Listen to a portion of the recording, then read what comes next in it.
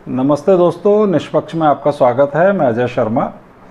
इस समय कश्मीर के आतंकवाद से भी अधिक सेंसिटिव इशू जो इस देश के अंदर चर्चा में है वो है खालिस्तानी आतंकवाद का दोबारा से जिंदा होना।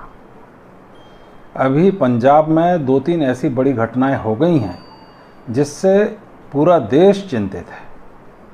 पंजाब के पुलिस इंटेलिजेंस की बिल्डिंग पर अभी एक ऐसे ग्रेनेड से हमला हुआ जो कि मिलिट्री कैटेगरी का है और वो सामान्य तौर से अफ़गानिस्तान में इस्तेमाल हो रहा था। हमारे देश के अंदर खालिस्तान आतंकवाद के क्या पर्याय हैं और इससे आने वाला समय किस दिशा में इस देश को मोड़ेगा वो समझना बहुत ज़रूरी है। जब हम खालिस्तान आतंकवाद की बात करते हैं तो स्वाभाविक रूप से सिख समुदाय परिदृश्य में आता है। सिख कौम वो कौम है जिसने इस देश के लिए बहुत बलिदान दिए है। सिख गुरुओं का इसीलिए सब सम्मान करते हैं कि उन्होंने राष्ट्र के लिए अपने जीवन को आहूत किया। आज भी भारत की सेना में सिख पूरी बहादुरी से, पूरे समर्पण से देश की सेवा में लगे हुए हैं। देश की कृषि को आगे उन्नत करने में भी सिख समुदाय का एक बड़ा योगदान है। फिर भी क्या वजह है कि खालिस्तान का ये जो आतंकवादी स्वरूप है ये 80 के दशक से प्रारंभ होके फिर ये 90 के दशक के अंत तक पहुँचते पहुँचते समाप्त हुआ और पुनः पिछले 1-2 साल से ये बहुत तेज़ी से अपना सिर उठा रहा है।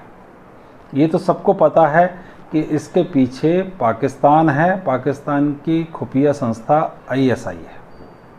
लेकिन इसमें जो इस्तेमाल हो रहे हैं लोग वो भटके हुए वो सिख युवक हैं जिनको ना तो अपने पंथ की जानकारी है सही ना ही इस देश के बारे में बहुत गहराई से जानकारी है।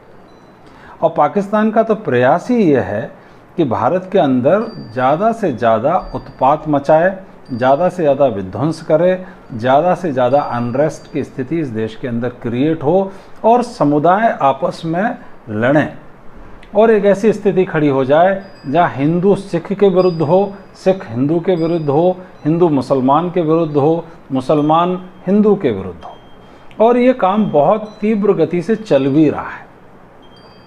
मुझे लगता है कि आतंकवादी घटनाएं जो पाकिस्तान के द्वारा इस देश में अंजाम दी जा रही हैं और कुछ लोग भारत के जो किसी भी समुदाय के हों, सिख हों, मुस्लिम हों, हिंदू हों, जो उसमें सम्मिलित हो रहे हैं और भारत के विरुद्ध कार्य कर रहे हैं, वहाँ हमें धर्म को एक तरफ हटाकर अपने देश के कानून के माध्यम से उसको कुचल देना चाहिए। लॉ एंड ऑर्डर की स्थिति अगर इस देश में बेहतर हो जाए, वोट बैंक पर आधारित ना हो।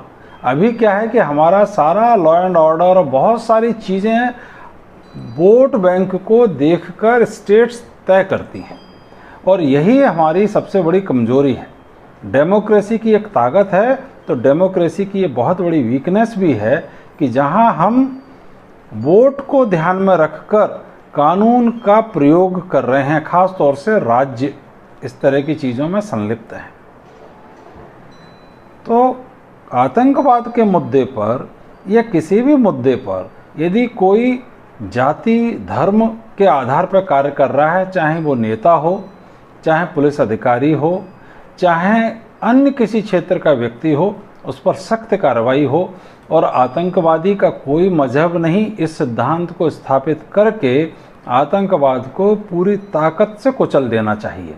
फिर वो सामने कोई भी हो, उस समय ये नहीं सोचना चाहिए कि अगर हम इस आतंकवादी को या आतंकवादी गतिविधियों में संलिप्त लोगों को अगर हम कुचलते हैं तो हमें इस समुदाय का वोट नहीं मिलेगा। आपको ध्यान होगा कि 26 जनवरी को विगत वर्ष कृषि आंदोलन के समय में, किसान आंदोलन के समय में किस तरह से खालिस्तानी उपद्रवियों ने दिल्ली को एक तरह से बंधक बना लिया था और लाल किले पर जाकर खालिस्तान का झंडा तक लहरा दिया था।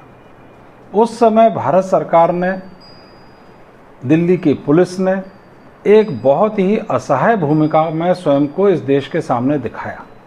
उसका कहीं ना कहीं वोट बैंक की राजनीति से भी जुड़े हुए निर्णय थे। इसी तरह के बहुत सारे कार्य इस देश में जगह जगह सांप्रदायिक हिंसाओं में देखने को मिल रहे हैं, चाहे करौली हो, जोधपुर हो, खरगोन हो। जहाँ जहाँ हम सांप्रदायिक हिंसा देख रहे हैं वहाँ वहाँ लॉ एंड ऑर्डर के इम्प्लीमेंटेशन के पीछे वोट बैंक को ध्यान में रख के लिए गए कदम इस देश के लिए नासूर बन रहे हैं। तो सरकारों को और जुडिशरी को इस चीज़ को ध्यान में लेना चाहिए एंड लॉ एंड ऑर्डर की स्थिति बहुत अच्छी करना चाहिए। पुलिस रिफॉर्म्स की इस देश को सख्त आवश्यकता है।